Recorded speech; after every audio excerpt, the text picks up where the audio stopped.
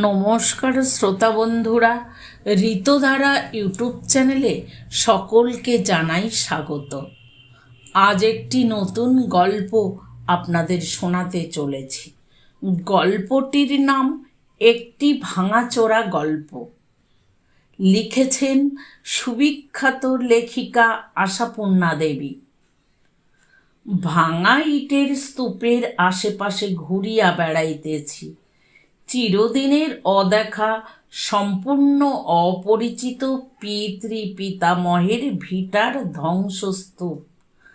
আসিয়াছিলাম কেবল আজন্মের সঞ্চিত একটা কৌতূহলের প্রেরণায়, কিন্তু দেখিতে কেমন যেন মায়া লাগিয়া যাইতেছে। পুনরুদ্ধারের প্রশ্ন ওঠে না, তবু যদি জানা যাইত কেমন দেখিতেছিল এই বিরাট অট্টালিকাখানা, কেমনতর ছিল ইহার বাসিন্দারা, যাহাদের পদচিহ্নের চিহ্ন মাত্র আজ আর খুঁজিয়া পাওয়া যাইবে না। ভূমিকম্পে ভূমিসাৎ হইয়া যাওয়া বাড়ির স্তূপ হইতে প্রতিবেশীর পক্ষে যাহা কিছু উদ্ধার করিয়া লইয়া যাওয়া সম্ভব, দীর্ঘকাল ধরিয়া প্রতিবেশীরা তাহা লইয়া গিয়াছে। কর্তব্যের ত্রুটি করে নাই। হয়তো এখনো আসে সময় অসময় ইটের প্রয়োজন হইলে। ব্যবহারযোগ্য আস্ত ইটের চিহ্ন মাত্র অবশ্য এখন আর নাই। তবু ভাঙা ইট দিয়া কাজ চালানো যায় এমন কাজেরও অভাব নাই পল্লীগ্রামে।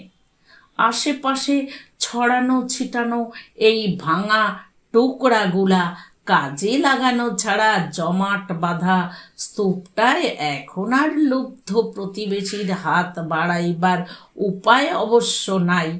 অনেক বছরের বর্ষার জল তাহাদের গায়ে লাগাইয়াছে পুরো শ্যাওলার প্রলেপ।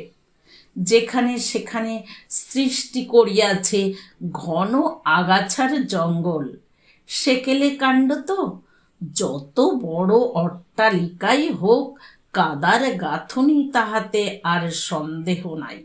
কাজেই পৃথিবীর রস শোষণ করিবার সুযোগের অভাব সত্ত্বেও বড় বড় গাছপালা দিব্য বাঁচিয়া আছে ইটের খাঁজে খাঁজে, জমাট মাটিতে শিকড় গাড়িয়া। আগাছার ফাঁকে ফাঁকে কোথাও খাড়া হইয়া আছে একটা দালানের আধখানা খিলান, কোথাও মাথা জাগাইয়া আছে চওড়া চওড়া কয়েকটা সিঁড়ির ধাপ, কোনোখানে বা ঘরের সামান্যতম ভগ্নাংশ। দেখিতে দেখিতে সত্যই কেমন যেন নেশা লাগে। শুনিয়াছিলাম প্রচণ্ড একটা ভূমিকম্পের ধাক্কায় বাড়িখানা নাকি ধসিয়া পড়িয়াছিল। মজা এই, এত বড় দোতলাখানা ধূলিসাৎ হইয়া গিয়াছে, অথচ একতলার রান্নাঘরখানা দিব্য দাঁড়াইয়া আছে প্রায় অবিকৃত অবস্থায়, কেবল মাথাটা হারাইয়া। দেয়ালের গায়ে এখনো স্পষ্ট ফুটিয়া আছে ধোয়ার কালিঝুলি। কুলুঙ্গির উপর মাকড়সার জালের পিছন হইতে উকি মারিতেছে একখানা মাটির মালসা। মেজে সারি সারি কয়েকটা উনুনের আদরা। কে জানে কাহার হাতের স্পর্শে জ্বলিয়া উঠিত ইহারা। কোন অন্নপূর্ণার অধিষ্ঠান ছিল এখানে? নিতান্ত কিংবদন্তির মতোই শোনা ছিল আমার পিতামহ শশাঙ্ক শেখর ছিলেন মস্ত বড় লোক, আর প্রচুর ছিল তার শিকারের শখ। আর অজানা নাম্নী আমার অপূর্ব রূপবতী পিতামহী নাকি ছিলেন উন্মাদিনী। সেই উন্মাদিনী জননীর কবল হইতে একমাত্র শিশুপুত্র অর্থাৎ আমার পিতাকে সরাইয়া আনিয়া কে যে কোথায় কেমন করিয়া মানুষ করিয়াছিল তার জানিবার উপায় নাই। আমি লোকটাও নেহাত লক্ষ্মী ছাড়া। এমন বয়সে মা বাপ শেষ করিয়া রাখিয়াছি যে স্মৃতির ভাড়ার হাতড়া ইয়া মরিলেও অস্ফুট কোনো ছবি মনে পড়ে না। আর শৈশব সুদূর পশ্চিমে মামার বাড়িতে প্রতিপালিত। তবু চিরদিনের কৌতূহল জাগ্রত ছিল এই রহস্যময় পোড়ো ভিটার উপর। তাই সুযোগ পাইয়াই একদিন আসিয়া হাজির হইয়াছিলাম। বাংলাদেশে প্রতিবেশীর নিন্দা করিলে অনন্ত নরক। এই তো সম্পূর্ণ অজ্ঞাত অপরিচিত আমাকে কয়েকদিনের জন্য বাড়িতে ঠাঁই দিতে কিছুমাত্র দ্বিধা করেন নাই আমার নিকটতম প্রতিবেশী বৃদ্ধ কবিরাজ মশাই। যথার্থ স্নেহের সহিতই আশ্রয় দিয়াছেন। হয়তো অতি নৈকট্যের সুযোগে ধ্বংসস্তূপের মধ্য হইতে মাল অপসারণ কাজটা ইনি বেশি করিয়া থাকিবেন। তাই বিবেকের দংশনে অথবা আমার অপর প্রতিবেশীর কর্ণকুহরে কুমন্ত্রণারূপ বিষ প্রবেশের ভয়ে, কিন্তু সে কথা থাক, মানুষের সদিচ্ছায় সন্দেহ করিতে নাই। ঘুরিয়া বেড়াইতেছি, সঙ্গে কবিরাজ মশাই। তিনি প্রতি পদে সাপ খোপ ও হোঁচট হইতে সাবধান করিতে করিতে আন্দাজে আন্দাজে পরিচয় করাইয়া দেন কোথায় ছিল ঠাকুর দালান, কোথায় বৈঠকখানা, কোনখানে বা অন্তঃপুরের সীমানা। তাহারই ফাঁকে ফাঁকে চলে সেই ভয়াবহ ভূমিকম্পের লোমহর্ষক বর্ণনা। একসময় কৌতূহলাক্রান্ত হইয়া বলি, আচ্ছা, বাড়ি শুদ্ধ সব বাড়ি চাপা পড়লেন? ঠাকুরমা ঠাকুরদা সব? কেউ পালাতে পারলেন না? কবিরাজ মশাই সঙ্গে সঙ্গে মাথা নাড়া দেন। আরে না না, সে কি, বাড়ি চাপা পড়ে মূলত শুধু রাধুনী মোক্ষদা আর কর্তার এক দূর সম্পর্কের মামা, বুড়ো মানুষ অথর্ব। আহা! আর ওরা? শ্বাশ্চর্য প্রশ্ন করি। ঠাকুরদারা? তারা তো আগেই গেছিলেন। কবিরাজ মশাই যথাসম্ভব করুণ ভাবের আমদানি করেন মুখের ছবিতে, কণ্ঠের স্বরে। আহা! কিছুই তো জানো না তুমি। দুটো মানুষই অপঘাতে গেছে বটে, তবে বাড়ি চাপা পড়ে নয়। হঠাৎ কণ্ঠস্বর খাটো করিয়া আনেন ভদ্রলোক, যেন এমন কথা উচ্চারণ করিতে চান যা উচ্চারণ করা অসঙ্গত, হয়তোবা অপরাধের ভয় আছে। তোমার ঠাকুরদা তো খুন হলেন পাগলেরই হাতে। মনে কিছু করো না বাবা, ছেলেবেলার অভ্যাস পাগলি বলা। বাধা দিয়া বলি, তা বলুন, কিন্তু খুন হলেন মানে কি? খুন? তাছাড়া আর কি? ঘুমন্ত মানুষের ওপর ভারী একখানা তোষক চাপিয়ে তার ওপর সারা রাত জেকে শুয়ে আছে পাগলি। সকালে সবাই দেখতে পেলে সর্বনাশ হয়ে গেছে। অথচ ওই স্ত্রীকে কি ভালোই বাঁচতেন ছোটবাবু। স্ত্রৈণ বলে বদনামি তো ছিল শুনতে পাই। শিহরিয়া বলি, ওরকম সাংঘাতিক পাগলকে ছেড়ে রাখা হতো? সাংঘাতিক তো আগে ছিল না, আস্তে আস্তে হয়েছিল। আগে আমরাও দেখছি ছেলেবেলায় ঠাকুর দেখতে এসে দেবী প্রতিমার মতোই রূপ চন্দন ঘষছেন, মালা গাচ্ছেন, নয়তো চামর ঢোলাচ্ছেন। তখন দিব্যি সহজ স্বাভাবিক। হঠাৎ পাগল হয়ে গেল মানুষটা। গেল বটে, তাহলেও মারাত্মক কিছু নয়। খালি সকলের দিকে বোকার মতো ফ্যাল করে চাইতে, আর মানুষ দেখলেই বলতো, সিন্দুকের চাবিটা? ওই এক বাতিক। ভয়ানকত্ব ধরা পড়ল পরে। হঠাৎ একদিন কে দেখতে পেল কোলের ছেলেটাকে, তোমার বাবাকে আর কি, বিছানায় শুয়ে তার মুখের ওপর মস্ত একটা বালিশ ঢাকা দিয়ে ঠায় দাঁড়িয়ে আছে, আর ছেলেটা হাঁচট পাচট করছে। কণ্টকিত গাত্রে বলি, ইস ইস বলে আর একটু হলেই হয়ে যেত দফা শেষ।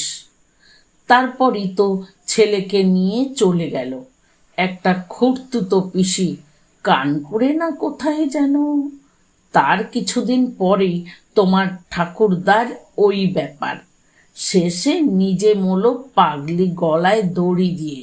ভূমিকম্প তো পরে, 12 ভূতে লুটে খাচ্ছিল। তোষক চাপা, বালিশ চাপা, গলায় দড়ি। অবাক হইয়া ভাবি, এইটাই তাহলে খেয়াল ছিল পাগলিনীর? শ্বাসরোধকারী খেলা। এই অদেখা পিতামহীর জন্য কেমন একটা করুণ অনুভূতির স্পর্শ পাই মনের মধ্যে। আহা, কে জানে কি ছিল তাহার পাগলামির কারণ। দেবী প্রতিমার মতো মূর্তি লইয়া চন্দন ঘষা মালা গাঁথার সঙ্গে এই ভয়াবহ বিভৎসতার সামঞ্জস্য করা যায় না। মধ্যবর্তী অবস্থাটা কি? কি কারণ এই আকস্মিক উন্মত্ততার? সিন্ধুকের চাবিটা কথার অর্থই বা কি? নানা চিন্তার মাঝখানে ওই প্রশ্নটাই করি। গাইড ভদ্রলোক বিজ্ঞ জনচিত ভঙ্গিতে উত্তর দেন, ওই তো মজা, ওই সিন্ধুক নিয়েই তো যত গণ্ডগোল। আসলে হচ্ছে কি শোনো, তাহলে বলি। প্রকাণ্ড একটা সেকেলে সিন্ধুক ছিল তোমার ঠাকুরদার আমলের। সে কি জিনিস! পেতলের পাত মারা লোহার গুল বসানো, কুড়ুল দিয়ে কোপালে চিড় খায় না। আর তেমনি পেল্লায়। দেখেছি ছেলেবেলায় পিসির সঙ্গে বেড়াতে এসে।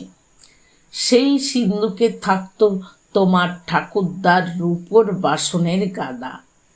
বেজায় শৌখিন মানুষ ছিলেন, দুর্গোৎসবের সমস্ত বাসন গড়িয়েছিলেন নিজে পছন্দ করে। সে সিন্দুকটা থাকতো তার নিজের শোবার ঘরের ঠিক পাশেই একটা ঘরে। গহনাপত্রের বাক্স টাক্সও থাকতো সেই ঘরে। কিন্তু মজা দেখো, এত সাবধান, এত ব্যবস্থা, কোন ফাঁকে যে কি হলো! কিসের দরকারে একদিন বাসন বার করতে গিয়ে দেখা গেল সিন্দুক ফর্সা, একটিও বাসন নেই। বলেন কি! আর বলি কি, মনে করো এ কিন্তু আর একদিনের কম্ম নয়, তলে তলে পাচার করেছে। অথচ কে করবে এমন কাজ? তোমার ঠাকুমাটি তো ছিলেন শুনতে পাই পটের পুতুলটি। ঘরটি ছেড়ে নিচে নামতেন না সহজে। কাজের মধ্যে ছিল ছুঁচের কাজের বাতিক। সেই জরি রেশম কার্পেট ভেলভেট নিয়ে সর্বদাই তো নিজের ঘরে। এত বড় ডাকাতি দেখতে পেলেন না? অথচ তার নিজের গহনাপত্রগুলো রইল। এই নিয়ে নাকি তোমার ঠাকুরদা খোঁটা দিয়ে কি বলেছিলেন, তাতেই হঠাৎ মাথাটা গেল বিগড়ে।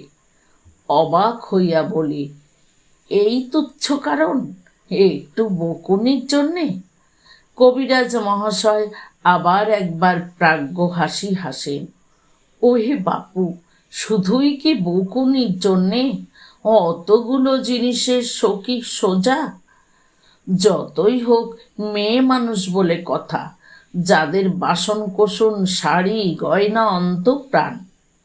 এই আমারই বাড়িতে সেদিনকে একটা ঘটি বুঝি হারিয়ে গেছিল। বাড়ির গিন্নি তো পাগল হবার জোগাড়। আমি সহাস্যে বলি, হবার জোগাড় আর হয়ে যাওয়ায় অনেক তফাৎ নেই কি? কবিরাজ মশাইও হাসেন, তা বটে তা বটে, তবে ওই আর কি, মনে একটা শখ লাগলো। তারপর কি যে একটা ঝোঁক হলো মনে, চোরটা নাকি সিন্দুকের মধ্যে লুকিয়ে আছে, চাবি খুলে দেখবে সে। বোঝো কথা। আর এমনি মজা। ঠিক সেই সময়তেই সিন্দুকের চাবিটা গেল হারিয়ে।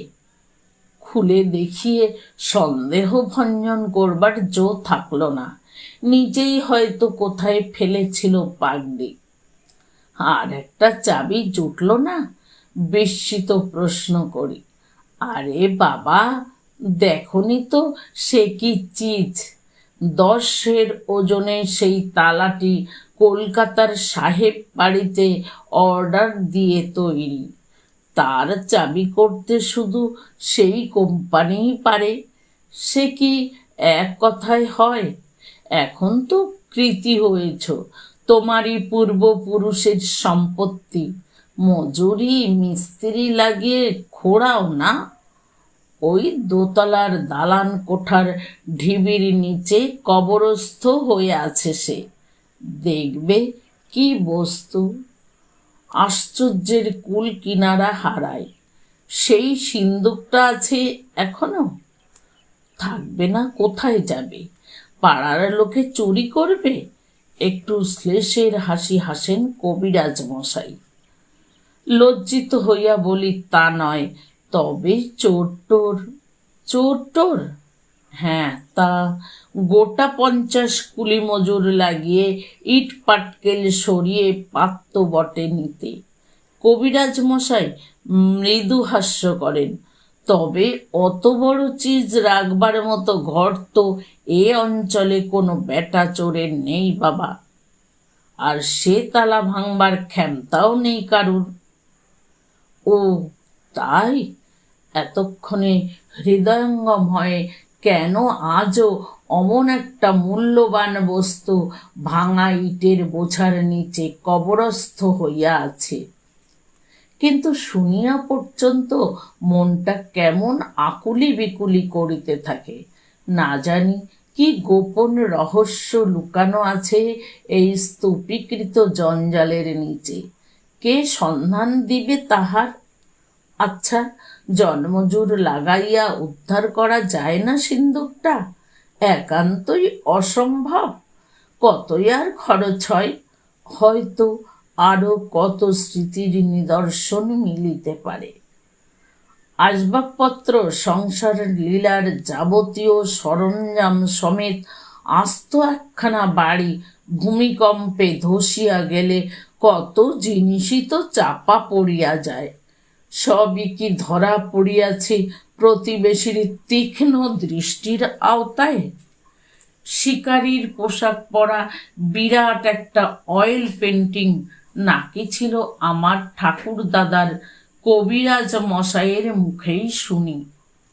আচ্ছা, এমন যদি হয় খুঁড়িতে খুঁড়িতে হঠাৎ দেখিতে পাওয়া যায় অবিকৃত রহিয়াছে ছবিটা। কত হাজার হাজার বছরের চিহ্ন এখনো অবিকৃত পাওয়া যাইতেছে মাটির নিচে হইতে।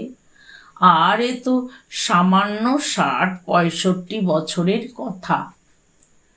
নিতান্ত পুরনো আমলের বাড়ি বলিয়াই এমন অবস্থা ঘটিয়াছে। রাত্রে কবিরাজ মহাশয়ের বাড়িতেই আহার নিদ্রার ব্যবস্থা হয়। দোতলায় যে ঘরখানা পাইলাম তাহারই দক্ষিণ দিকে আমার পিতৃভিটা। অন্ধকারে গা মেলিয়া বিরাট একটা দৈত্যের মতো পড়িয়া আছে। জানালার ধারে বসিয়া নিঃসীম অন্ধকারের পানে চাইয়া থাকি। রাস ছাড়িয়া দিই কল্পনার। ভাবিতে থাকি মাঝখানের বছরগুলা পথ ছাড়িয়া সরিয়া দাঁড়াইয়াছে। বলিতেছে, ওহে, একবার দেখিয়া লও অতীতকে। দেখিয়া লও তোমার ঊর্ধ্বতন পুরুষের লীলা, যাহাদের রক্ত প্রবাহিত হইতেছে তোমার ধমনীতে। এ বংশের একমাত্র বংশধর তুমি। নিতান্ত অপরিচিত দর্শকের মতো বাহিরে দাঁড়াইয়া চলিয়া যাইবে? জানিয়া যাইবে না এই ভাঙা ভিটার হৃদয় রহস্য? ভরা যৌবন, ভরা ঘর ফেলিয়া যাহারা পৃথিবী হইতে বিদায় লইয়া গিয়াছে, তাহাদের অতৃপ্ত আত্মা যে তোমাকেই খুঁজিয়া ফিরিতেছে এক গণ্ডূষ জলের আশায়, মুখ বেদনার বোঝা উজাড় করিবার আশায়। ভাবিতে থাকি, যেন আগাছার জঙ্গল মিলাইয়া গিয়াছে, ওইখানে মাথা তুলিয়া দাঁড়াইয়া আছে সেকেলে আমলের চক মিলানো বিরাট প্রাসাদখানা। তাহারি ঘরে, দালানে, সিঁড়িতে, বারান্দায়, খোলা ছাতে এলোমেলো ঘুরিয়া বেড়াইতেছে এক অপরূপ লাবণ্যবতী যুবতী। কালো দুই চোখে তাহার অনন্ত আকাশের অপার শূন্যতা। মস্তিষ্কের কোটরে সঞ্চিত কোন ধন ভাণ্ডারের চাবি হারাইয়া ফেলিয়াছে সে, তাই অর্থহীন দৃষ্টি মেলিয়া শুধু চাবি খুঁজিয়া বেড়াইতেছে। কিন্তু ভাবিতে ভাবিতে আমিও কি হঠাৎ পাগল হইয়া গেলাম নাকি? কি দেখিতেছি এসব? কোন জাদু মন্ত্রের প্রভাবে প্রাণ পাইয়া উঠিল এই ধ্বংসস্তূপ? প্রাণ পাইয়া উঠিল বাড়ির বাসিন্দাগুলা? চক মিলানো বাড়ির দোতলার ঘরে ঘরে ঝাড় লণ্ঠন, ভারী ভারী মেহগিনি কাঠের আসবাবপত্র, বড় দালানে শতরঞ্চ বিছানো, ছায়া মূর্তির মতো যাতায়াত করিতেছে অসংখ্য মানুষ। একটি দৃপ্ত বলিষ্ঠ যুবক, পরনে শিকারের বেশ, হাতে রাইফেল। কে?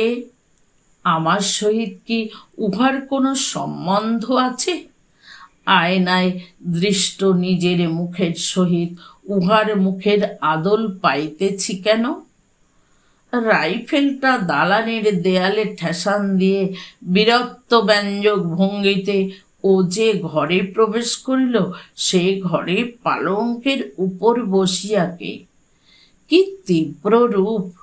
দুই চোখে বিদ্যুৎ দীপ্তি, এলোকেশে যেন জমাট মেঘের অন্ধকার। এই চুলের অরণ্যে আপনাকে হারাইতে আসিয়াছে দুরন্ত পশু শিকারী, জ্বলিতে আসিয়াছে দৃষ্টির বিদ্যুৎ দহনে। পরশুর আগে হবে না লক্ষ্মীটি, রাগ করো না। আজ কাল পরশু তো রাত্রে পাবে আমাকে। তার চাইতে তোমার ওই বন্দুকের একটা গুলি আমার উপরেই খরচ করে ফেলো না, তখন আর কেউ যেতে আটকাবে না। যা খুশি, যত খুশি স্বীকার করোগে তারপর। ছি ছি, কি যে বলো রানী! সত্যি এবারে এসব কমিয়েই ফেলবো ঠিক করছি, তোমার যখন এত খারাপ লাগে। আহা, তাই বুঝি? বিদ্যুৎ দীপ্তি সোহাগে গলিয়া ছলছল করিয়া আসে, আমি বুঝি মানা করছি? এই পোশাকেই যে তোমায় সব থেকে ভালো দেখায়, সব চাইতে মানায়। শুধু বড্ড মন কেমন করে বলেই। রানী বুঝতে পারি আমি, কিন্তু কি যে এক দুরন্ত নেশা। আচ্ছা, এখন যাই। বেশি মন কেমন করো না লক্ষ্মীটি। এর মধ্যে না হয় আমার সেই রুমাল দুটো পরে ফেলো। যাই, মনে থাকবে তো? আজ, কাল, পরশু সন্ধ্যায়। কে ইহারা? ইহাদের নিভৃত প্রেমালাপের দৃশ্য আমি দেখিতে পাইতেছি কেন? এই নারীকে কি আগে কোথাও দেখিয়াছি? কই, অথচ বড় পরিচিত লাগিতেছে কেন? আবার কারা সব ছায়া মূর্তির মতো আসা যাওয়া করিতেছে ঘরে, দালানে, সিঁড়িতে? ক্রমশ মিলাইয়া যায় তাহাদের পদশব্দ, ঘরে ঘরে নিভিয়া যায় ঝাড় লণ্ঠনের বাতি। কত রাত্রি এখন? কোন রাত্রি? পরশুর নাকি? না, সেই রাত্রি, সেই ঘর, সেই পালঙ্ক, সেই সুন্দরী নারী। একা না, আর দেখা যায় না। মৃদু যে বাতিটা জ্বলিতেছিল সেটাও নিভিয়া গেল। দালানের দিকের ভারী কপাটটায় খিল পড়িয়াছে। ঘরের ভিতর কিসের একটা অস্ফুট গুঞ্জন, অভিমানিনীর বিরহের মৃদু ক্রন্দন। হায়, প্রেয়সী নারীর সাহচর্য ত্যাগ করিয়া বন্য পশুর পিছনে তাড়া করিয়া ফিরিবার শখ কেমন করিয়া হয় মানুষের? রাইফেলটা হাত হইতে নিঃশব্দে নামাইয়া রাখিয়া বন্ধ কপাটের সামনে আসিয়া দাঁড়ায় কে? সকালের সেই যুবক না? অভিমানিনীর ছল ছল আঁখি শিকারের পথ হইতেই ফিরাইয়া আনিল নাকি তাহাকে? টক টক টক, অভিসারীর মৃদু সংকেতের মতো, মৃদু অথচ অর্থপূর্ণ। টক টক। কিন্তু এতবার কপাটে টোকা দিতে হয় কেন? বিরহিণী কি এখনই ঘুমাইয়া পড়িল নাকি? নাকি অভিমানে? না, খুলিয়াছি। কি আশ্চর্য, এত দেরি কেন? এর মধ্যে ঘুমোচ্ছিলে নাকি? ঘুমোবো না? বারে, শিকারীর পোশাকে সজ্জিত বুকের উপরই প্রায় ঝাঁপাইয়া পড়ে আদরিনী। কি সুন্দর, কি ভালো তুমি! আজকেই এলে? আমি হতাশ হয়ে ঘুমিয়ে আছি। ধীরে ধীরে প্রিয়ার কমনীয় তনু ঠেলিয়া দিয়া ঘরে ঢুকিয়া খিল লাগাইয়া দেয় শিকারী যুবক।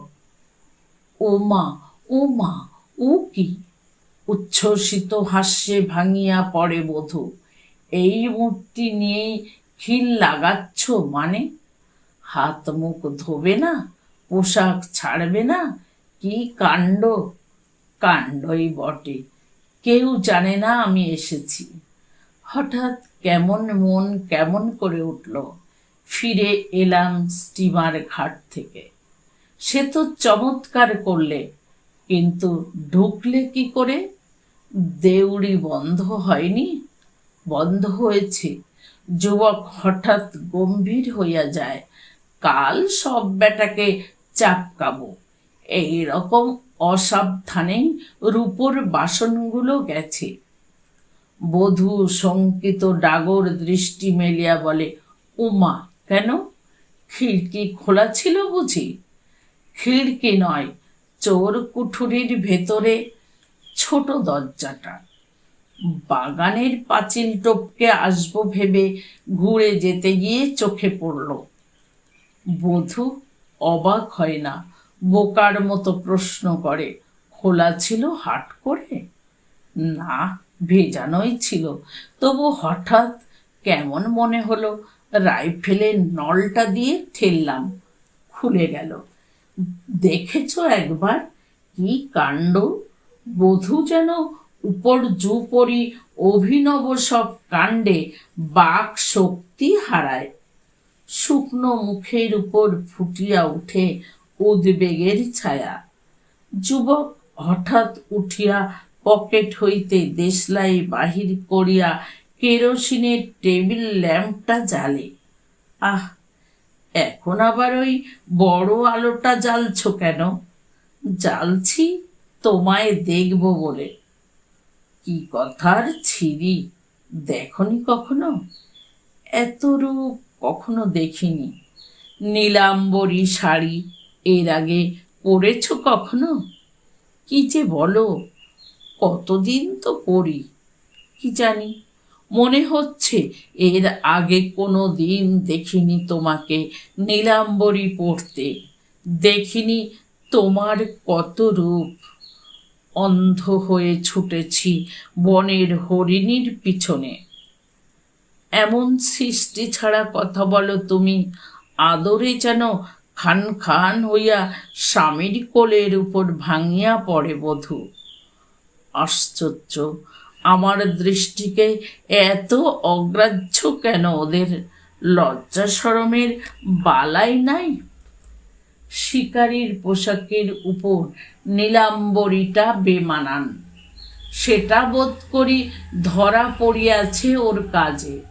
তাই প্রিয়াকে কোল হইতে সরাইয়া বসাইয়া দেয় বিছানার উপর। তুমি ঘুমিয়ে পড়েছিলে ঠিক? ও মা, বলছি তো বারবার, নইলে শুধু শুধু তোমায় দাঁড় করিয়ে রাখবো কেন? অভিমানে ঠোঁট কাঁপে, রাঙা ঠোঁট। আমার যেন মনে হচ্ছিল জেগেছিলে, কিন্তু কিন্তু খুললে কেন? কিছু না জিজ্ঞেস করে? তুমি বুঝতে পেরেছিলে আমি? তা পারবো না? বাহ, কিন্তু আমার তো আজ আসবার কথা ছিল না, আর কেউ হতে পারত। ইস, আমার ঘরের দরজায় টোকা মারবে? আর কার এত সাহস? সে কি, আর কেউ কেন? বিন্দু পিসি বা মোক্ষদা দিদিও হতে পারে তো। কি দরকার তাদের রাত দুপুরে? তা বটে, কিন্তু আমি যেদিন থাকি না, ওদের কাউকে শুতে বলো না কেন এ ঘরে? একা ভয় করে না? না, একা ভালো। তোমার ঘরে আর কেউ এসে নাক ডাকবে এ অসহ্য। জানাক ডাকে বিন্দু পিসির? বাবা! অস্বাভাবিক ভাবে হাসিয়া ওঠে বধূ, থামিতে চায় না হাসি। পিসিমাসির নাক ডাকার মধ্যে এত হাসির কে আছে? কে জানে বাবা, অত হাসছ কেন? কেউ যদি শুনতে পায়? বধূ রাঙা মুখে উঠিয়া বসে, হাঁপাইতে হাঁপাইতে বলে, পেলেই বা কি হয়? কেউ তো জানে না আমি এসেছি। ভালোই তো। বধূ আবার হাসিয়া স্বামীর কোলের উপর গড়াইয়া পড়ে। সকলে বেশ সন্দেহ করবে আমাকে। পাগলামি করো না, জল দাও এক গ্লাস। বকছো? বেশ, এই হাসি থামালাম। কই, খাও জল। থাক, দরকার নেই। দরকার নেই? বাহ, বেশ তো। সত্যি পোশাক টোশাক গোলা বদলাবে না? ঘুরে বেড়াচ্ছ কেন ঘরময়? কি হলো তোমার? কিছু না তো। এ ছড়িটা কার? কোত্থেকে এলো এটা? বধূ কম্পিত অভিমানে বলে, ভালো করে দেখো দিকি কার। কোন দিন আমাকেও চিনতে পারবে না দেখছি। তোমাকে সে তো কোনো দিনই পারিনি। আমারই এটা না। আচ্ছা, আমি যদি অন্য জমিদারদের মতন মাতাল বদমায়েশ হতাম, মদ খেয়ে এসে এই ছড়িটা দিয়ে তোমাকে মারতাম হয়তো। তা সে খেদার রাখো কেন? তাও না, দাও না দু চার ঘা। ধ্যাৎ, রেখে যাও ওটা। কই জলটা? কেরোসিনের গন্ধে বাতাস ভারী হইয়া উঠিতেছে। রাত্রি ঢলিয়া পড়িতেছে ভোরের দিকে। বধূর সর্বাঙ্গে অস্থির চাঞ্চল্য। কি হলো তোমার আজকে? সারাটা রাত ঠায় বসে থাকলে? আমার এদিকে যা ঘুম পাচ্ছে। কিছু খেলে না, পোশাক বদলালে না। কি যে অস্বস্তি হচ্ছে আমার। অস্বস্তি হচ্ছে না? বেশ তো, হলোই না হয় একদিন। সব দিন কি সমান স্বস্তিতে কাটে? লোকটার মুখে কেমন যেন কুটিল হাসি। তোমার কথাগুলো আজ এমন খাপছাড়া। মন কেমনের দোহাই দিয়ে পালিয়ে এলে, কিন্তু মন পড়ে আছে সেই চাঁদপুরের জঙ্গলে। বেশ বুঝতে পারছি। সত্যি ঘুমে যেন ভাঙিয়া পড়িতেছে বেচারা। শিকারী লোকগুলাকে আমি দেখিতে পারি না। ভারী নিষ্ঠুর হয় লোকগুলা। তোমার বন্দুকটা তুলেছ? বন্দুক? বন্দুক কিসের? ও মা, বন্দুকটা ফিরিয়ে আনোনি? কি মুশকিল! কেন, চাই তোমার? আমার? আমি কি করব? তুলে রাখার কথা বলছি। ও, শুধু তুলে রাখতে চাও? আমি গিয়ে তুলে রেখে আসব, তাই না? খুব সাবধানী তো তুমি, খুব হিসেবি। আবার ঘুরিয়া বেড়াইতেছে লোকটা, অস্থিরভাবে ঘুরিতেছে। সিনেমার ছবির মতো দেখতে পাইতেছি। কেমন হতাশভাবে খাটের বাজুতে মাথা হেলাইয়া বসিয়া আছে বধূ, যেন ভাগ্যের হাতে সঁপিয়া দিয়াছে আপনাকে। এ ঘরের দরজাটা খোলা কেন? ও ঘরের? ও রোজই তো থাকে। থাকে বুঝি? সিন্দুকটা তালা দেওয়া আছে তো? সিন্দুক? বধূ ধড়মড় করিয়া উঠিয়া বসিয়াই আবার এলাইয়া পড়ে। ও, বাসনের সিন্দুকের কথা বলছো? আর কি করতে তালা দেওয়া হবে তাতে? সেদিন থেকেই তো খোলা পড়ে আছে। তা হোক, তালাটা দেওয়া থাক। কপাট ঠেলিয়া ঘরে ঢুকিতে যায় লোকটা, আর সহসা বিদ্যুৎ বেগে উঠিয়া গিয়া হাত চাপিয়া ধরে বধূ। তুমি কি ক্ষেপে গেলে? মৃদু হাসি ফুটিয়া উঠিয়াছে লোকটার মুখে। কেন? সিন্ধুকে চাপি লাগাবো, তার মধ্যে খ্যাপামির কি আছে? ছাড়ো, লাগিয়ে আসি। কক্ষনো না। এই দুপুর রাতে তুমি এখন আধমনে তালাটা নিয়ে খালি সিন্ধুকে লাগাতে যাবার মতো পাগলামি করতে পাবে না। কেন? তোমার তাতে ক্ষতি কি? সশব্দে হাসিয়া ওঠে লোকটা, শিকারী সুলভ পুরুষ হাসি। ক্ষতি না হোক, আমার নিষেধ কেন শুনবে না তুমি? আহা, নিষেধের তো একটা মানে থাকা চাই। নাই বা থাকলো মানে? আমার ইচ্ছে এই তো যথেষ্ট। ইচ্ছেটা মূল্যবান হওয়া চাই রানী। ছাড়ো, কক্ষনো না। কই, ছাড়াও তো দেখি। মনে যেন জোর যদি করো, চিরদিনের মতো সব শেষ হয়ে যাবে তোমার সঙ্গে। হা হা হা, তাই কি কখনো হয়? এই দেখো না, তালাটা লাগিয়ে দিয়ে এসে তারপর তোমাকে। মিনিট খানেক পরেই ও ঘর হইতে বাহির হইয়া আসে লোকটা, আর একটা ছোট তালা হাতে। মাঝখানের এই দরজাটাতেও একটা তালা দেওয়া থাক, কি বলো? হ্যাঁ, বেশ নিরাপদ হলো এবার। আহ, কই, এবার এসো কাছে। কথা নেই কেন? রাগ হয়েছে? আরে দূর, আদর চাও?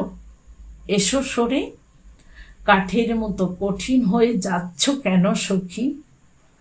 না, লোকটা বড় বাড়াবাড়ি করিতেছে। আমারই উচিত জানালার কপাটটা বন্ধ করিয়া দিয়া সরিয়া পড়া। কি বেহায়া, যেন সিনেমার অভিনয় করিতেছে। আচ্ছা, আমিও তো কম বেহায়া নই। জানালা বন্ধ করিয়া সরিয়া আসিয়াও তো কৌতূহলের শান্তি নাই। আবার খুলি কেন? কিন্তু এ আবার কি? সেই বেহায়া পুরুষটা কোথায়? এ কি মূর্তি বধূর! অসমৃত বেশবাস, মেঘের মতো কালো চুলের রাশ এলোমেলো লুটাপুটি খাইতেছে কাঁধে, ঘাড়ে, বুকে। তালাবন্ধ দরজায় অমন এলোপাথারি আঘাত হানিতেছে কেন ও? ওই কি সেই পাগলিনী নাকি? পায়ে পড়ি, পায়ে পড়ি তোমার। ওহ, ঘরের মধ্যেই যে আছে লোকটা, তেমনিতর পায়েচারি করিয়া বেড়াইতেছে। দয়া করো, দয়া করো আমায়। কি আশ্চর্য! দয়া কিসের? আরে ছি, কপাল ঠুকে রক্তপাত করলে যে। ও ঘরে কি দরকার তোমার? তোমার পায়ে পড়ি, তোমার পায়ে পড়ি। আমার পায়ে পড়বে সে আর বেশি কথা কি? পায়ে কেন, বুকে এসো না, তাই তো রাখতে চাই। আহ, কি নিষ্ঠুর তুমি, কি ভয়ঙ্কর! রাক্ষস, রাক্ষস তুমি! এই আবার শুরু হলো পাগলামি। ওরে সরমা, তোদের বৌদিকে নিয়ে যা এ ঘর থেকে, মাথায় মুখে জল দিগে যা, বাতাস কর জোরে জোরে। দাসীর মতো কে একটা আসিয়া টানাটানি করিয়া তুলিয়া ধরে। উফ, কি বিভৎস দৃশ্য! অর্ধচন্দ্রের মতো কপালখানা ফাটিয়া রক্ত গড়াইতেছে, কালো চোখের উপর দিয়া ফর্সা গাল বাইহা। নীলাম্বরী নয়, সাদা একখানা শাড়ি যেমন তেমন করিয়া জড়ানো, তাহার জায়গায় জায়গায় রক্তের ছোপ। দাসীটা নিজের কপালে একটা করাঘাত করিয়া কাতর কণ্ঠে বলে, ও হতচ্ছাড়া, অলক্ষণে সিন্দুকের চাবিটা কি হলো ছোটবাবু? একবার দিন না হাতে, নিয়ে কি করে তাই দেখি। থাকলে কি দিতাম না রে সরমা, কোথায় যে ভুলে ফেলে দিয়েছি সে তো আর পেলাম না। জানি নে বাবা, আপনি যেই চলে যাবেন সেই বাড়ি শুদ্ধ লোকের হাতে ধরে ধরে খোসামত করবে সিন্দুকের চাবিটা, সিন্দুকের চাবিটা করে। আহা, বাসনের শোকে পাগল হয়ে গেল মানুষটা। আমার এক খুড় শ্বশুর গেছিল অমনি উন্মাদ হয়ে, ব্যাংকের টাকা ফেল করে। গেছিল? ঠিক বলছিস? বল শিগগির। চিৎকার করিয়া ওঠে লোকটা। ও মা, বলবো না কেন? এ পাগলের সঙ্গে এক ঠাই থেকে থেকে আপনিও দেখছি পাগল হয়ে যাবেন। আহা, কোথায় আজ বাদে কাল খোকা হবে, কত আনন্দ! তা নয়, এ কি গেলো! দাসীটা বকিতে বকিতে পাগলিকে টানিয়া লইয়া যায়। কিন্তু এ লোকটা, এ অমন উৎকট হাসি হাসে কেন, পাগলের মতো পৈশাচিক তীব্র শব্দে? হঠাৎ কেমন একটা আতঙ্কের সর্বাঙ্গ কাটা দিয়া ওঠে। চাইহা দেখি সারা গা ঘামে থস থস করিতেছে, বিছানাটা শুদ্ধ স্যাঁতসেঁতে। আমি বিছানায়, জানালাটা বন্ধ। কখন বন্ধ করিলাম? স্বপ্ন দেখিতেছিলাম নাকি? কিন্তু এমন একটা ধারাবাহিক গল্পের মতো অদ্ভুত স্বপ্ন হয়, এ গল্পটা আগে কোথাও পড়ি নাই তো, নাকি সিনেমায় দেখিয়াছি। এ গল্পের সঙ্গে কবিরাজ মশাইয়ের কাছে শোনা কাহিনীর কোনো সম্পর্ক আছে নাকি? হয়তো কিছুই নয়।